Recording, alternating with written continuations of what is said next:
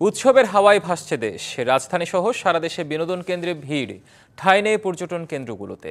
ঈদের দ্বিতীয় দিনে সকাল থেকেই নানা বয়সী দর্শনার্থীদের ঢল নেমেছে চিড়িয়াখানাতে। ঢাকা ছাড়াও আশপাশের এলাকার বাসিন্দারাও এসেছেন নানা ধরনের পশু পাখি দেখতে। এদিকে রাজধানীর বাইরের পর্যটন কেন্দ্রগুলোতে রয়েছে মানুষের ভিড়। সূর্যোদয় সূর্যাস্তের বেলাভূমি সাগরকন্যা খ্যাত পটুয়াখালীর কুয়াকাটায় ঈদের দ্বিতীয় দিনেও ভিড় জমিয়েছেন পর্যটক ও দর্শনার্থীরা। সমুদ্রের নোনা জলে গা ভাসিয়ে আনন্দ উন্মাদনায় মেতে উঠতে দেখা গেছে অনেককে। সৈকতে কেউ গোসল করছেন, কেউ বা তুলছেন ছবি। নওগাঁর ঐতিহাসিক সোমপুর বৌদ্ধবিহার পাহাড়পুরেও দর্শনার্থীদের উপচে পড়া ভিড়। ঐতিহাসিক স্থানটি দেখতে ভিড় করছেন ভ্রমণ পিপাসুরা। দর্শক, যেমন যে জানাচ্ছিলাম, উৎসবের হাওয়া লেগেছে রাজধানী থেকে শুরু করে দেশের প্রত্যন্ত অঞ্চল। আমরা এই মুহূর্তে রাজধানী এবং রাজধানীর বাইরে উৎসবে কেমন মানুষ আনন্দ করছেন, পর্যটন কেন্দ্রগুলোরই কি অবস্থা সেটি জানবো। রাজধানী থেকে আমাদের সাথে যুক্ত হবেন সহকর্মী রিফাত তাসনুভা। রাজধানীর বাইরে আছেন সিলেট থেকে প্রত্যুষ তালুকদার। পটুয়াখালীর কুয়াকাটা সমুদ্র সৈকতে আছেন আমাদের সহকর্মী মহিবুল্লাহ চৌধুরী। আমরা একে একে যেতে চাই। শুরুতে রাজধানীর পর্যটন কেন্দ্রগুলোর খবর জানতে চাই রিফাত তাসনুভা। হাতির ঝিল বলা যায় ঢাকার বুকে এক টুকরো মানুষ যারা নৌকা বিলাস করতে চায় তাদের জন্য একটি সুযোগ বলা যায়। আপনি সেখানে আছেন, কেমন দেখছেন সেখানে মানুষের নৌকা ভ্রমণ? হিমাদ্রি, আপনাকে একটু জানিয়ে রাখি, সকাল থেকে আমরা ঢাকার বিভিন্ন পর্যটন কেন্দ্র বললে আসলে ভুল হবে, ঢাকার যে সমস্ত বিনোদন কেন্দ্রগুলো রয়েছে সেগুলোতে গিয়েছিলাম। আমরা জানি যে এবারের ঈদে একটি লম্বা দীর্ঘ ছুটি হওয়ার কারণে অনেকেই কিন্তু রাজধানী ছেড়েছেন এবং অনেকে আছেন যারা নিজেদের নারীর টানে যাননি, তারা পর্যটন স্পটগুলোতে গিয়েছেন। যেমনটি আপনি বলছিলেন যে কক্সবাজার থেকে শুরু করে কুয়াকাটা সমুদ্র সৈকতে এবার অনেক ভিড় হয়েছে, অনেকে কিন্তু সে সমস্ত জায়গাতেও গেছেন এবার ঈদ পালন করার জন্য। কিন্তু যারা রাজধানীবাসী অনেকেই আছেন যাদের আসলে যাওয়ার সুযোগ হয়নি, বিশেষ করে আমাদের মতো সাংবাদিক যারা আছেন তারা ছুটি পায়নি, আবার অনেকেই আছেন ডাক্তার, তারা ছুটি পায়নি। কিন্তু পরিবারের সাথে তারা কিন্তু চিন্তা করেন যে ঢাকা এখন যেহেতু অনেকটাই ফাঁকা নগরীতে পরিণত হয়েছে, যাদের গাড়ি আছে তারা হয়তো এই ফাঁকা ঢাকায় গাড়ি নিয়ে ঘুরছেন। তাদের কয়েকজনের সাথে আমরা কথা বলেছি, তারা বলছেন যে এত সুন্দরভাবে আসলে ঘোরা সম্ভব হয় না। এখন এই ঘোরাঘুরিটাই কিন্তু তাদের জন্য একটি বিনোদনের অংশ হিসেবে দাঁড়িয়েছে। যেহেতু ঈদ সবার বাসায় কম বেশি রান্না হয়, তাই রেস্টুরেন্টগুলোতে প্রতি বছরই মানুষ যায়। রেস্টুরেন্টগুলোতে আমরা খুব একটা বেশি ভিড় দেখি নাই, তবে আমরা ভিড় দেখেছি চিড়িয়াখানায়, আমরা ভিড় দেখেছি শ্যামলী যে চিড়িয়াখানা রয়েছে সেই সমস্ত জায়গায় কিন্তু আমরা ভিড় দেখেছি।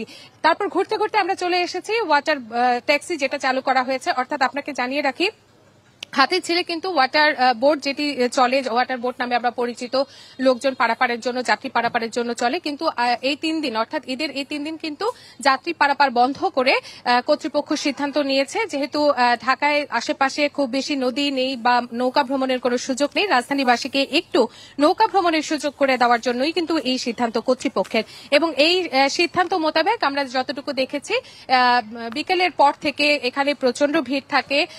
এখানে 80 টাকা দরে প্রতিজন 30 মিনিট করে ঘুরতে পারেন এবং তারা আসেন, ঘুরে যান। কিন্তু এখন যেহেতু ভর দুপুরবেলা কড়া রোদের একটি বিষয় আছে, তাই এখন কিন্তু লোকজন একেবারে নেই বলেই চলে। তবে বিকেল গড়ানোর সাথে সাথে কিন্তু এখানে প্রচুর লোক হবেন এবং ঘোরার উদ্দেশ্যে আসবেন। তো এই কিন্তু ছিল আমার কাছে থাকা সবশেষ খবরাখবর। আমরা হয়তো জানতে পারবো আমাদের ঢাকার বাইরের কি পরিস্থিতি রয়েছে। নিশ্চয়ই রিফা, যেহেতু গণমাধ্যম কর্মীদের ছুটি মেলেন, এই সুযোগে আপনি একটু নৌকা ভ্রমণ করে নিতে পারেন চাইলে। আমরা একটু পটুয়াখালীর দিকে যেতে চাই, কুয়াকাটায়। সেখানে আছেন আমাদের সহকর্মী মহিবুল্লাহ চৌধুরী। মহিবুল্লাহ, রাজধানীতে থেকে মানুষরা যারা বাড়িতে যায়, বিশেষ করে পর্যটন কেন্দ্র সমুদ্র সৈকতে যেখানে যায়, সেখানে এবার তাদের ভিড় কেমন দেখছেন, আর জানাবেন সেখানের সার্বিক ব্যবস্থাপনা বা কেমন?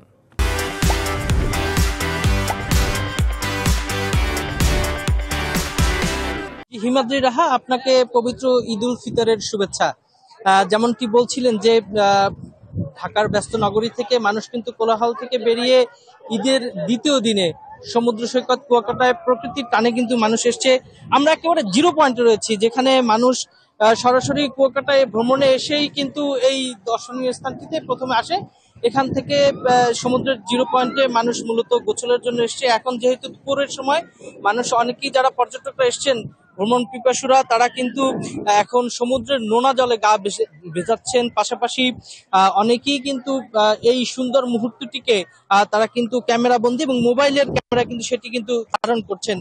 এবং এখন যে সকল পর্যটকরা এসছেন তারা কিন্তু অনেকেই আমরা দেখেছি যে সকাল থেকেই তারা বিভিন্ন স্পটে তারা কিন্তু করছেন, বিভিন্ন রকমের সেলফি এবং হচ্ছে যে তারা টিকটক থেকে শুরু করে তারা সামাজিক যোগাযোগ মাধ্যমে কিন্তু ভিডিও তৈরি করছেন, এই সুন্দর মুহূর্তটিকে ধারণ করছেন। পাশাপাশি আমরা দেখছি যে এখানে নিরাপত্তার ব্যবস্থা যদি বলতে হয়, যে নিরাপত্তা ব্যবস্থায় কিন্তু কাজ করছে হচ্ছে জেলা পুলিশ, টুরিস্ট পুলিশ সহ আইন শৃঙ্খলা বাহিনীর বিপুল আইন শৃঙ্খলা বাহিনী বিপুল সংখ্যক সদস্যরা তারা কিন্তু আগত পর্যটকদের নিরাপত্তায় কাজ করছে এবং একজন নির্বাহী ম্যাজিস্ট্রেট কিন্তু সার্বক্ষণিক দায়িত্ব পালন করছে। আমরা বেশ কয়েকজন পর্যটকের সাথে কথা বলেছি, তারা যেমনটি বলছে যে সড়ক ব্যবস্থা উন্নত হওয়ার কারণে তারা কিন্তু খুব সহজে কিন্তু কুয়াকাটে আসতে পারছে। তবে যেহেতু এখন ঈদের ছুটি চলছে, সেক্ষেত্রে একটু যানবাহনের কিছুটা চাপ।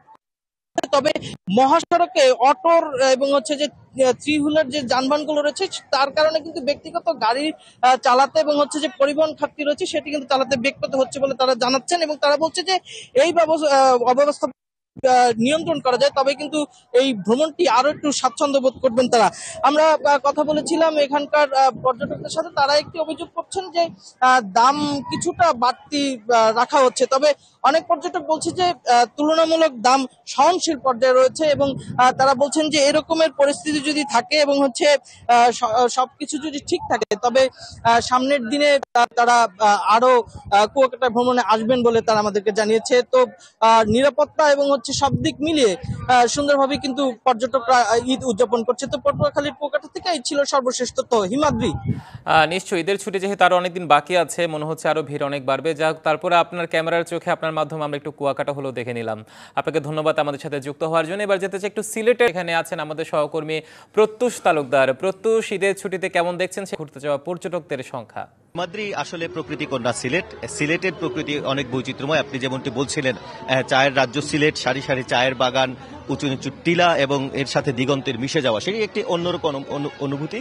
এছাড়াও রাতারগুলো রয়েছে, বিছানাকান্দি রয়েছে, সাদা পাথর রয়েছে, যেসব জায়গায় কিন্তু পর্যটকদের ঢল নেমেছে। আরেকটি বিষয়, বেশ কিছু কৃত্রিম বিনোদন কেন্দ্র রয়েছে, এর মধ্যে বেশ কিছু শিশু পার্ক রয়েছে শিশুদের জন্য। তো এরকম একটি শিশু উদ্যানে আমি রয়েছি, বঙ্গবীর ওসমানী শিশু উদ্যান, যেখানে আসলে ঈদের যেহেতু দ্বিতীয় দিন আজকে, ছোট্ট শিশুরা এখানে এসেছেন মা বাবাকে নিয়ে এবং তারা ঘুরে বেড়াচ্ছেন, তারা দেখছেন এবং যে বিষয়টি বিভিন্ন ধরনের রাইড কিন্তু তারা চড়ছেন।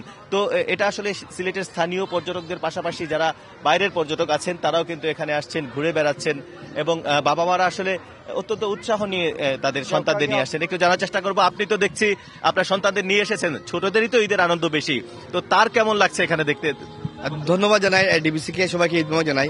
আসলে আমাদের যে মধ্যবিত্ত যারা ফ্যামিলিরা আছে এই পার্কে কিন্তু আসে, তো আলহামদুলিল্লাহ ভালো। এখানে সব রাইডস গুলো আছে, রাইডসের দামগুলো কম আছে। আমরা তো অনেক সময় উচ্চবিত্ত যারা আছে তারা অন্য জায়গায় চলে যায়, কিন্তু মধ্যবিত্তরা যদি আসে এই শিশু পার্কে, বন্দরবাজার যে শিশু পার্কটা আছে, আমার ছেলে সে কিন্তু খুব আনন্দ করছে এবং অল্প খরচে কিন্তু সব রাইডস করতে দেখতে পাচ্ছি। ধন্যবাদ, নিশ্চয়ই আনন্দ উপভোগ করবেন। আসলে যে বিষয়টি বলছেন, বিভিন্ন শ্রেণীর বিভিন্ন আয়ের মানুষজন কিন্তু সিলেট ভ্রমণে আসে, যেটা বছরের প্রায় সব সময় থাকে। তবে এই ঈদ কিংবা উৎসবে কিন্তু মানুষের একটা ঢল নামে, যে ঢলটি আজ নেমেছে এবং এরকম সিলেটের আরো যে সকল পার্ক রয়েছে, বিনোদন পার্ক, সেগুলোতে কিন্তু মানুষের ভিড়, বিশেষ করে শিশুদের যে আনন্দটা, সেটা কিন্তু এসব পার্কে এসে আসলে দেখা যায়। তো সবকিছু মিলিয়ে আরো যে কটি দিন রয়েছে ছুটির, আশা করা যাচ্ছে সিলেটে এরকমই পর্যটকদের ভিড় থাকবে। পর্যটকদের পদচারণায় সিলেটের যে সকল প্রাকৃতিক বিনোদন কেন্দ্র, প্রাকৃতিক পর্যটন স্পট রয়েছে, সেগুলোতে, এর পাশাপাশি এ ধরনের পার্কগুলোতে কিন্তু মানুষের পদচারণায় মুখরিত হয়ে থাকবে। এই ছিল সিলেটের পরিস্থিতি।